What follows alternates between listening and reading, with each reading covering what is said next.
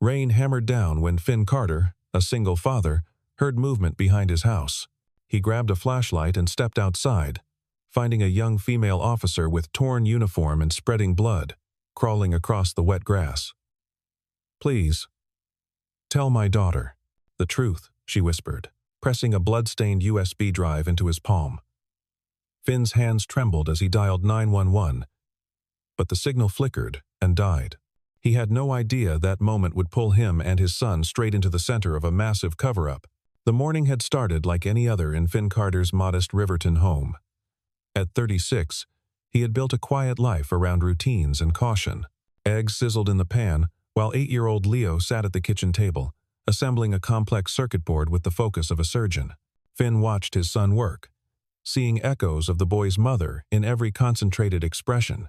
4 years had passed since Vivian's death, officially ruled a single-vehicle accident on a rainy night. 4 years of unanswered questions that gnawed at Finn's gut like rust eating through steel. "Dad, what makes someone a hero?" Leo asked, without looking up from his project. Finn flipped the eggs carefully, considering. "Someone who does the right thing, even when it's hard. Even when it costs them something. Like soldiers? Sometimes. Like your mom, too. She helped people every night at the hospital." Leo nodded, satisfied, and returned to his wires. Finn finished breakfast and moved to repair a faulty outlet in the hallway. His hands, scarred from years as a military ordnance technician, worked methodically through the process. Check the breaker, test the voltage, replace the damaged component. These skills had translated well to civilian life as a handyman, though the pay was modest and the work irregular. Later, while organizing Vivian's memory box, Finn found something he had overlooked before. A hospital shift receipt dated the night she died. The timestamp showed her leaving work at 11:45, but the accident report placed her crash at 11:30. 15 minutes that made no sense. He stared at the paper, turning it over in his hands like a puzzle piece that refused to fit. Outside, thunder rolled across the afternoon sky, promising another storm. As evening fell, Leo helped prepare dinner, chattering about his school's robotics club and the new encryption program a teacher had shown them. Finn listened with half his attention, the other half drifting to that receipt, to Vivian's last shift, to the questions that never quite left him alone. He checked the door locks twice, a habit formed in war zones and reinforced by single parenthood. The world outside felt increasingly uncertain, and Leo was all he had left to protect. By 10 o'clock, the storm had arrived in full force. Rain lashed the windows in waves, and the lights flickered once, twice, then steadied. Leo was asleep upstairs, clutching a stuffed robot Vivian had made him years ago. Finn stood at the kitchen sink, washing the dinner dishes and listening to the weather rage outside. That was when he heard it. A metallic scraping sound, barely audible over the storm, then a thud against the back fence. Finn dried his hands slowly, his military training kicking in automatically. Assess, verify, act. He grabbed the heavy mag light from the drawer and moved to the back door. Through the rain-streaked glass, he saw nothing but darkness and water. He opened the door carefully, letting the storm's roar wash over him. The beam of his flashlight cut through the downpour, sweeping across the small yard. There, a shape moving near the fence line. Not an animal. Too large, too deliberate in its crawling motion. Finn stepped into the rain, immediately soaked. As he approached, his light found her. A woman in a police uniform, torn and mud-stained, dragging herself across his lawn. Her face was pale as chalk, lips moving soundlessly. Blood mixed with rainwater, creating dark pools in the grass. "Hold on," Finn said, dropping to his knees beside her. His hands moved automatically, checking for wounds. Gunshot to the abdomen. High and right. Pressure point on the leg where something had torn through. She was dying, and quickly. "Please," she gasped, her hand clutching at his shirt with surprising strength. "Tell my daughter. Tell her the truth." Her other hand pressed something small and hard into his palm. A USB drive, its metal casing slick with blood. Kane Logistics. 17B. They'll They'll say I. Her voice trailed off. Finn shouted her name, checked her pulse, started chest compressions even though he knew it was too late. The rain washed over both of them, cold and relentless. He pulled out his phone with shaking hands and dialed 911. The call connected, then died. He tried again. Nothing but static, and that awful silence between failed attempts. Finn scooped the woman into his arms and carried her to the covered porch. He grabbed duct tape and gauze from his toolbox, working to slow the bleeding with field medicine learned in sand-filled forward operating bases half a world away. But blood kept coming. Her eyes, when they opened briefly, held a desperate plea that cut deeper than any wound. "Stay with me," he urged. "Help is coming." But help was not coming. Not fast enough. Not in this storm. Her breathing stopped at 10:37. Finn continued CPR for another 2 minutes before accepting what his training already told him. She was gone. He sat back on his heels, rain drumming on the porch roof, and stared at the USB drive still clutched in his palm. Her badge read Officer A. Monroe, Riverton PD. The sound of Leo's voice from the doorway made him jump. "Dad? What's happening? Go back inside, Leo. Now." Finn's voice came out harsher than intended, but the boy obeyed immediately. Finn covered Officer Monroe's body with a tarp from his workshop, then finally got through to emergency services. The dispatcher's voice was harried, explaining that the storm had caused multiple accidents and they would send someone as soon as possible. Finn looked at the USB drive. At Officer Monroe's face, peaceful now, in death. At his house, where Leo waited, scared and confused. Every instinct told him this was bigger than a dying woman in his backyard. This was something that had teeth, something that had already killed once tonight and might not be finished. He slipped the USB into his toolbox instead of his pocket. Not evidence tampering, he told himself. Just insurance. Just being careful. Just protecting his son from whatever storm was about to break over their heads. When the police arrived 20 minutes later, they arrived fast. Too fast for a routine call on a night when the emergency system was supposedly overwhelmed. The lead officer was Chief Damon Briggs himself, a man whose face smiled from half the charity posters in Riverton. He was 50, silver-haired, with the bearing of someone who had never questioned his own righteousness. "Mr. Carter," Briggs said, his voice smooth as oil on water. "I understand you found Officer Monroe. She crawled into my yard," Finn replied, keeping his tone neutral. "I tried to help. Couldn't save her. Did she say anything? Asked me to tell someone the truth. Didn't say what truth or who." Briggs nodded slowly, his eyes scanning the porch, the yard, Finn's face. "Did she have anything with her? Phone? Weapon? Documents?" "Just her badge and gun, both still on her. We'll need to collect all evidence." "Standard procedure." Briggs gestured to his officers, who moved with military precision to process the scene. They bagged Officer Monroe's body with a speed that felt almost disrespectful. They collected the gauze, the duct tape, even the section of porch where her blood had pooled. One young officer, barely out of training, met Finn's eyes briefly. In that glance, Finn saw something that looked like sympathy, maybe even apology. Then the moment passed. "I'll need you to come down to the station tomorrow," Briggs said. "Give a formal statement." Of course, after they left, taking Officer Monroe and all physical trace of her final moments, Finn stood in his empty backyard and felt the rain continue to fall. Inside, Leo waited at the kitchen table, eyes wide and frightened. Finn sat down beside him, struggling to find words that would make sense of what the boy had glimpsed. "Someone got hurt," Finn said carefully. "The police are handling it now. Is she dead? No point lying." Leo was too smart for that. "Yes. Did you try to save her?" "I did everything I could." Leo processed this in silence, then nodded. "Okay." He trusted his father completely, the way children do before the world teaches them skepticism. Finn felt the weight of that trust like a physical thing, heavy and precious. After Leo went back to bed, Finn retrieved the USB drive from his toolbox. He held it under the kitchen light, turning it slowly. Blood had dried in the crevices of the metal casing. Officer Monroe's last gesture. Her final, desperate act. He thought about what she had said. Kane Logistics.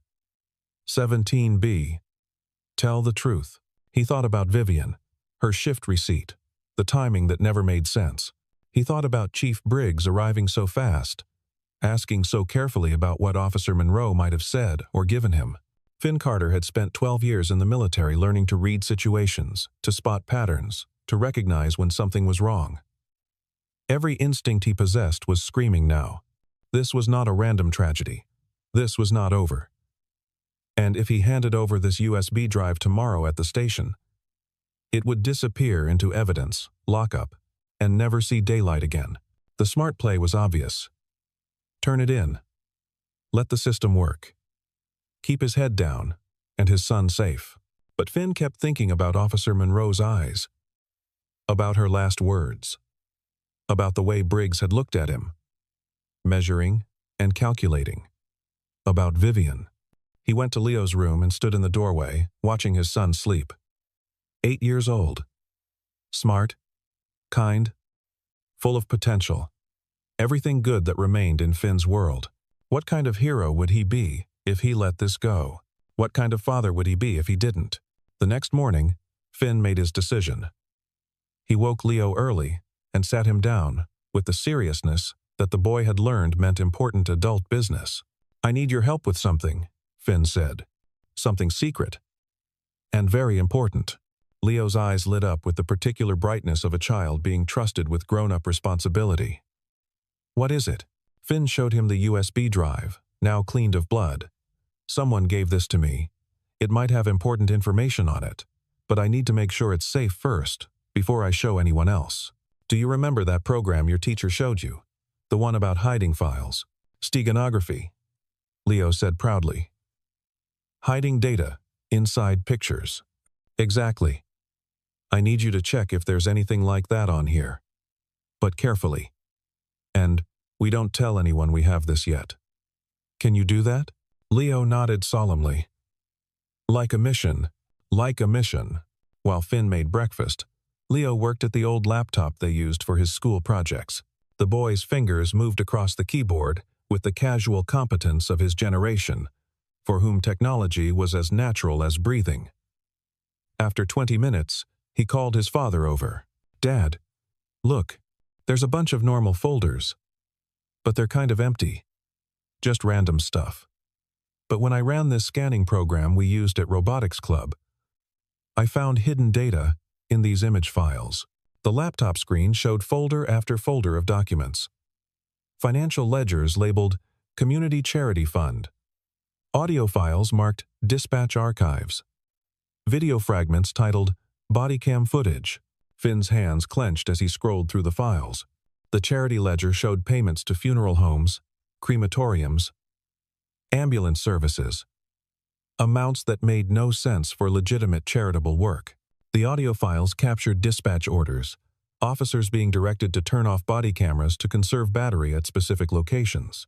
The video fragments showed patrol cars near a warehouse complex, cameras clicking off right as they approached Building 17B. And then Finn found the medical transport logs. Ambulances running routes on specific nights, times listed, drivers' names recorded. He cross-referenced them against his phone's photo archive, where he had kept a picture of Vivian's shift receipt. The night she died, 3 ambulances had run the same route, logged as medical supply transfers. But the timing overlapped perfectly with her accident location. Finn's breath came shallow, his vision tunneled. For 4 years, he had accepted the official story. Single vehicle accident. Rainy night. Tragic but straightforward. Now he was looking at evidence that suggested Vivian might have seen something she should not have seen. Might have been in the wrong place at the wrong time. Might have been silenced. Dad? Leo's voice pulled him back. Are you okay? Finn forced his hands to steady. I'm fine. Good work, Leo. Really good work. What does it mean? It means some bad people did bad things, and a brave police officer was trying to stop them. Leo absorbed this with the gravity of childhood, when right and wrong still seemed clear and absolute. What do we do now? That was the question, wasn't it? Finn's first instinct was to drive straight to the FBI field office in the next county and dump this entire mess in their lap. But that meant exposing Leo to whatever came next. Interviews, investigations, protection details, if things got ugly. And things always got ugly when you went after people with power. His second instinct was to make backup copies and then present this at the police station, force a public reckoning. But Chief Briggs ran that station. Whoever else was involved would have time to disappear evidence, coordinate stories, make this whole thing vanish like morning fog. Finn opened his laptop and began working methodically. First, he copied everything to 3 separate locations. One encrypted file uploaded to his wife's old email account with a timer set to auto-send if he didn't reset it every 48 hours. One burned to a micro SD card that he hid inside a hollowed-out wall outlet in the kitchen. One printed as hash codes on sheets of paper that he slipped into Leo's math homework folder, disguised as practice problems. Then he looked at the final file on the USB drive. An email draft, never sent. Addressed to a name Finn didn't recognize. The sender was Officer Astrid Monroe. The message read simply, "If I'm gone, meet at 17B Thursday, 1:20 a.m. Bring cameras." Today was Wednesday. Finn checked his watch. He had 30 hours to decide if he was going to do something incredibly brave or incredibly stupid. Possibly both. That afternoon, a police cruiser pulled up outside Finn's house. Not Chief Briggs this time, but Lieutenant William Hayes, a man whose tired eyes and careful movements suggested someone carrying weight they had never wanted to shoulder. Hayes knocked politely and waited on the porch. His badge visible, but his weapon holstered and unthreatening.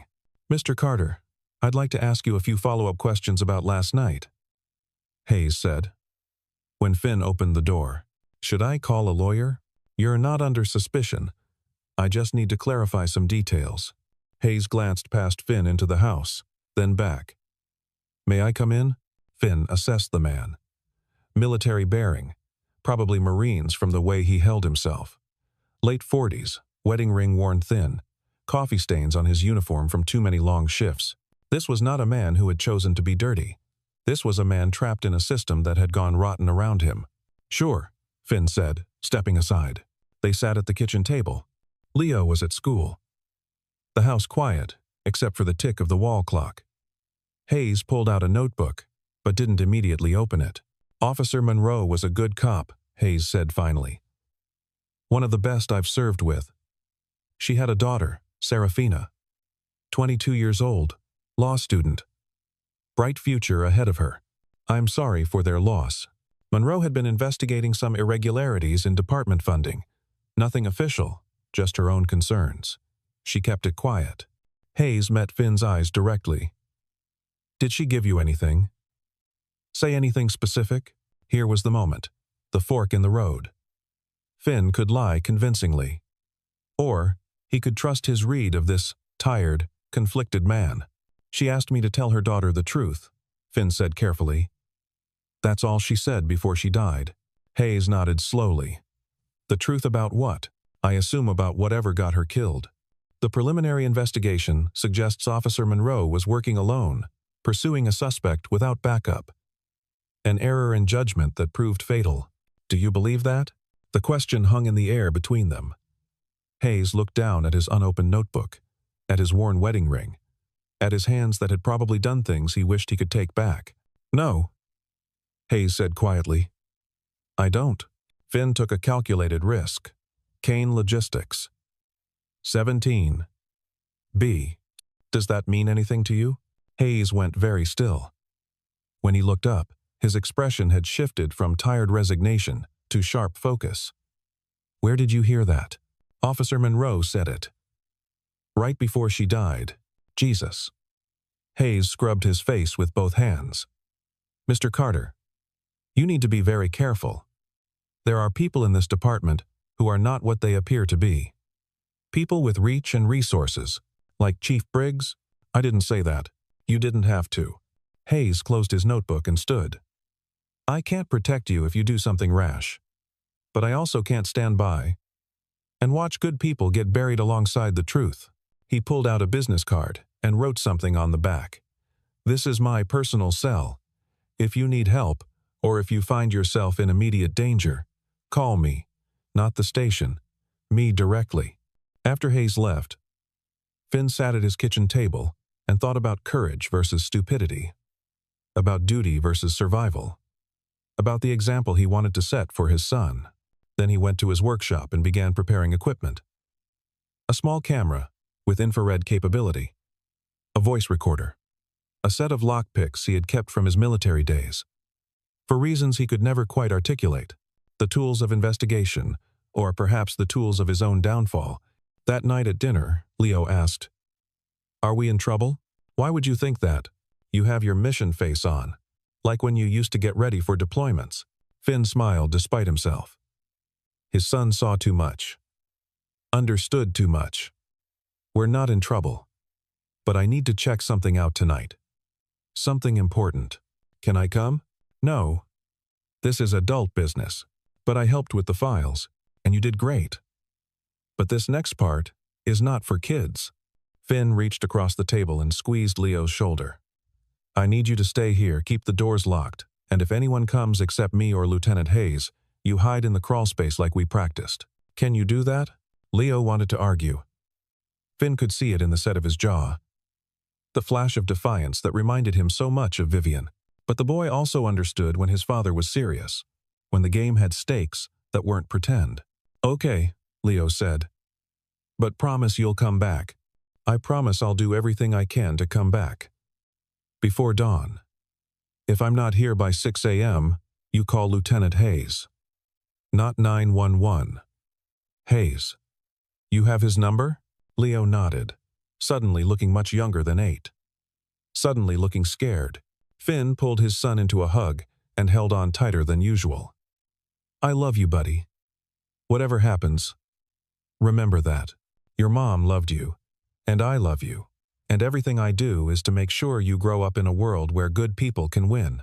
At 12:45 a.m., Finn parked his truck 3 blocks from the Kane Logistics warehouse complex.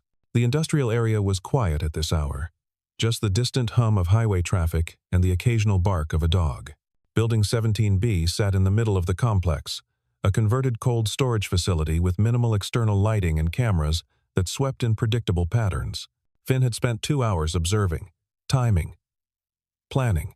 He wore dark clothes and work gloves, carried his small pack of equipment, and moved with the methodical care of someone who had done similar work in much more hostile environments. The fence was chain link, 12 feet tall, but there was a service gate with a magnetic lock that yielded to patient manipulation. Inside the perimeter, Finn kept to the shadows, moving between buildings, watching the cameras, counting seconds.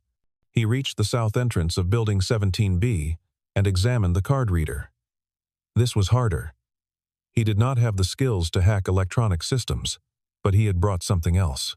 A thin strip of metallic film that he pressed against the reader while holding a powerful neodymium magnet on the other side.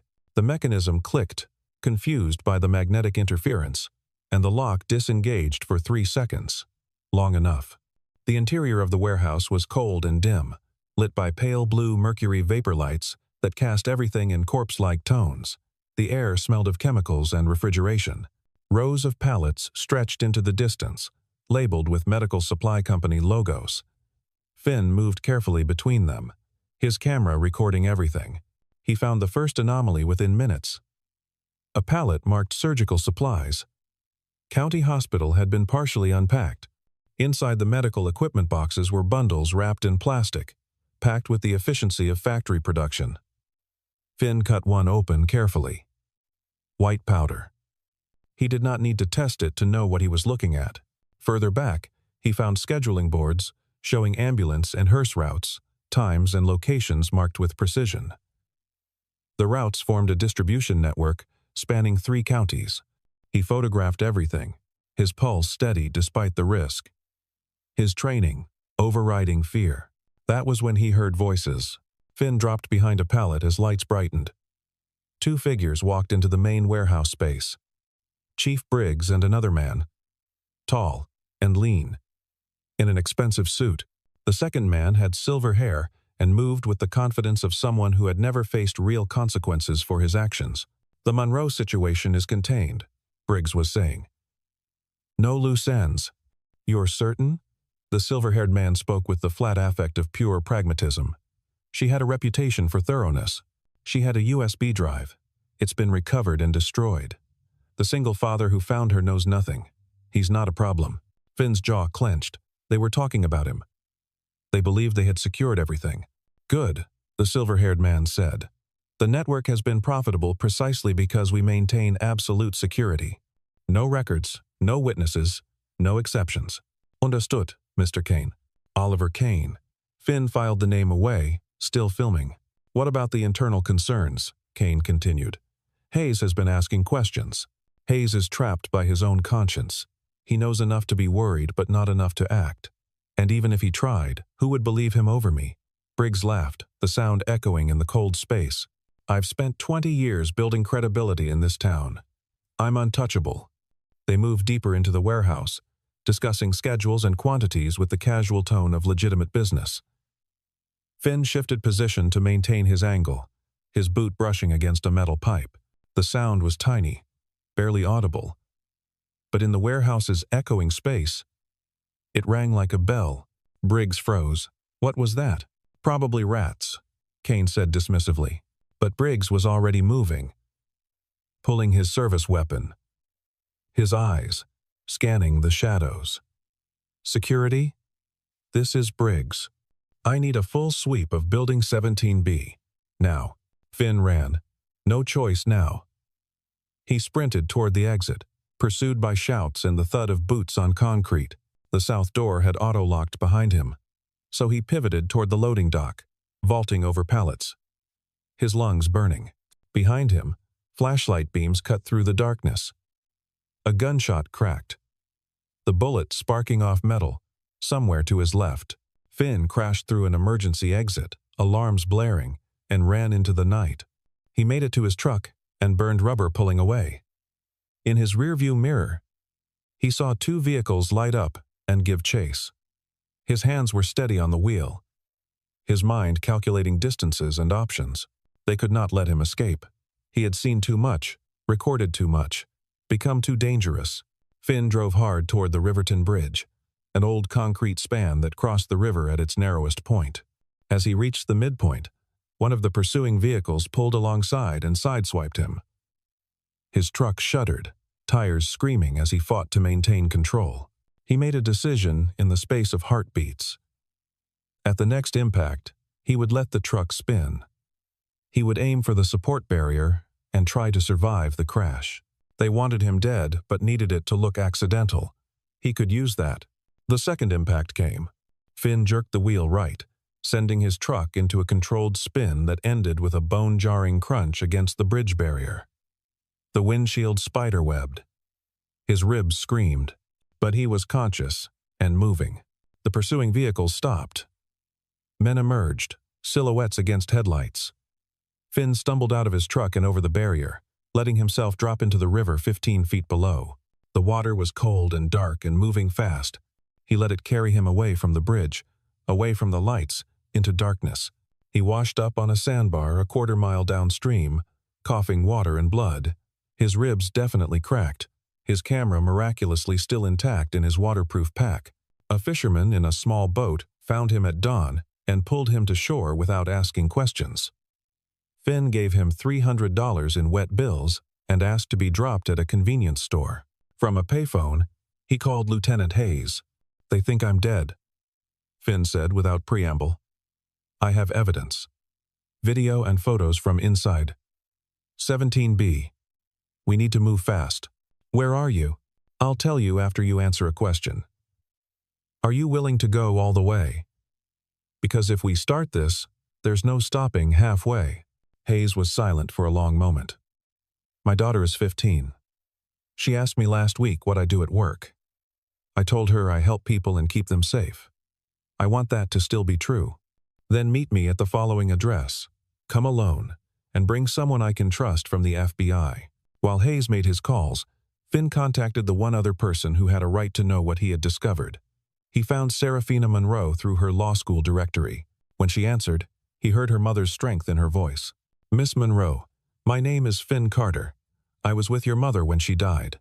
She gave me something, evidence of the people who killed her. I'd like to help you finish what she started." 3 hours later, they met at a safe location arranged by Hayes. Serafina Monroe was tall and composed, with her mother's eyes and a fury that she channeled into steel-sharp focus. She listened to Finn's account without interrupting, watched the video from the warehouse without flinching, and then laid out a plan with the precision of a strategic prosecutor. "We can't just hand this to the FBI and hope for the best," she said. "Briggs has connections everywhere. We need to go public immediately. Force him into a corner where he can't destroy evidence or disappear witnesses." "How?" Finn asked. Serafina smiled grimly. "We use what he values most, his reputation, his image as Riverton's hero. We expose him in the most public way possible." The plan came together over the next 6 hours. Hayes would use his access to plant a digital payload in the police department's network. Serafina would contact local media with anonymous tips about a major breaking story at the station. Finn would infiltrate the building during shift change and physically access the central display screens, and the FBI agent Hayes had contacted would coordinate a simultaneous raid once evidence went public. It was risky. It could fail at a dozen points. But it had the advantage of audacity. Briggs would never expect them to attack directly at the heart of his power. That evening, Finn made one more call. To Leo, who had been staying with a neighbor under Hayes' watch. "Dad? They said you're okay, but I couldn't talk to you." "I'm fine, buddy. Safe. I need you to do something for me. Anything. Remember that USB drive? I need you to upload the files to a specific server. Can you do that?" Leo's excitement was audible. "Like a mission upload? With encryption?" "Exactly like that." Finn walked him through the process, listening to the boy's fingers on the keyboard, feeling a strange mix of pride and fear. His son was 8 years old and helping expose a criminal conspiracy. What kind of childhood was that? But maybe it was also the childhood of someone learning that courage mattered. That truth mattered. That one person could make a difference if they refused to look away. At 9 p.m., Finn entered the police station through the parking garage, moving with the crowd of officers coming on shift. He wore a borrowed uniform and kept his head down, counting on chaos and familiarity to provide cover. Hayes had disabled specific security cameras, creating a path to the central communications room. Meanwhile, Serafina stood outside the building with her phone, live streaming to every social media platform she could access. "My name is Serafina Monroe. My mother was Officer Astrid Monroe, killed 2 nights ago while investigating corruption in this department. In the next 10 minutes, you're going to see evidence that will change everything you think you know about Riverton Police." Inside, Finn reached the communications room and plugged in the device Hayes had provided. Screens throughout the building began displaying the warehouse footage. Briggs and Kane, discussing their network, the drugs, the ambulance routes, the paper trail connecting everything back to the community charity fund. In the main briefing room, officers stood frozen, watching their chief commit crimes in high definition. In the lobby, civilians pulling permits stared at screens, showing a conspiracy they had never imagined. In his office, Chief Briggs looked up from paperwork to see his own face on the monitor, saying words that ended his career and probably his freedom. He ran, or tried to, but the FBI had already surrounded the building. When Briggs pulled his weapon, he found himself facing a dozen federal agents who had no patience for local corruption. The arrest was televised. The evidence was overwhelming. And when they searched Briggs's home and office, they found documents connecting him to 14 other deaths over the past 5 years, including a file labeled Carter, Vivian, Incident Report. Finn read that file sitting in a FBI conference room, with Lieutenant Hayes beside him and Special Agent Reeves across the table. Vivian had been working the night shift when an ambulance brought in medical supplies that she had questioned.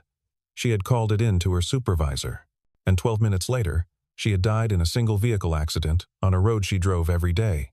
"They didn't even try to be subtle," Finn said, his voice hollow. "They didn't think they needed to," Reeves replied.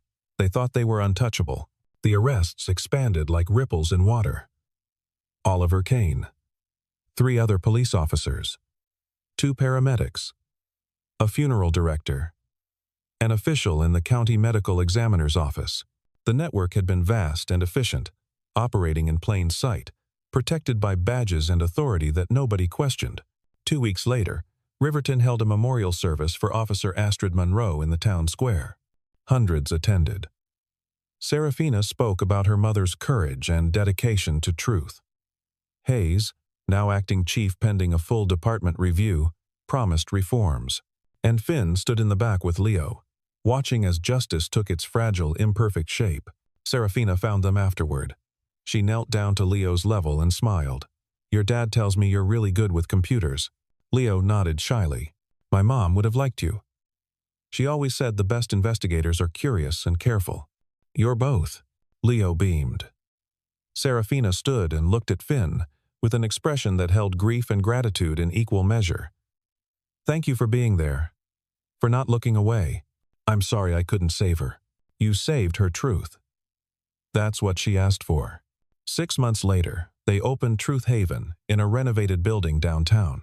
The center provided resources and protection for whistleblowers, connected them with legal help, and documented cases of corruption and abuse. Finn ran operations. Serafina handled legal strategy. Hayes served as advisory board chair. Leo, now 9, gave tours to school groups, explaining the importance of backing up data and preserving evidence. The work was hard and often frustrating. Systems resisted change. Powerful people fought back. But slowly, cases came to light. Truths emerged from shadows. People learned that speaking up was possible, that protection existed, that courage could be contagious. One afternoon, Finn found himself standing in front of a memorial wall they had installed. Names of people who had died trying to expose corruption. Astrid Monroe, Vivian Carter, 12 others whose stories they had uncovered. He traced his wife's name with one finger, feeling the carved letters, thinking about the roads not taken, the what-ifs that served no purpose except pain. "She'd be proud of you," Serafina said, appearing beside him. "I didn't do this for pride. I know. You did it because it was right." Same reason she would have. Serafina paused, choosing her words carefully. "My mother used to say that truth fears no rain, that if something is real and important, it survives storms." Finn thought about that rainy night, about blood and mud and a dying woman's last request, about his son growing up in a world slightly better than it had been, about justice earned through courage and sacrifice. "Yeah," he said quietly. "I think she was right." Outside, Leo was showing a group of teenagers the proper way to encrypt files. The afternoon sun slanted through windows, catching dust motes and hope in equal measure. Finn watched his son teach and thought about legacies, about the people we become when we choose to act instead of looking away. On the memorial wall, beside the names of the fallen, a plaque read, "For those who dare to tell the truth," simple words. But in a world often complicated by lies and moral compromise, simplicity had its own power. Finn touched the plaque, touched his wife's name one more time, then went to join his son. There was work to do. There would always be work to do. But for now, in this moment, the truth stood in sunlight, and that was enough.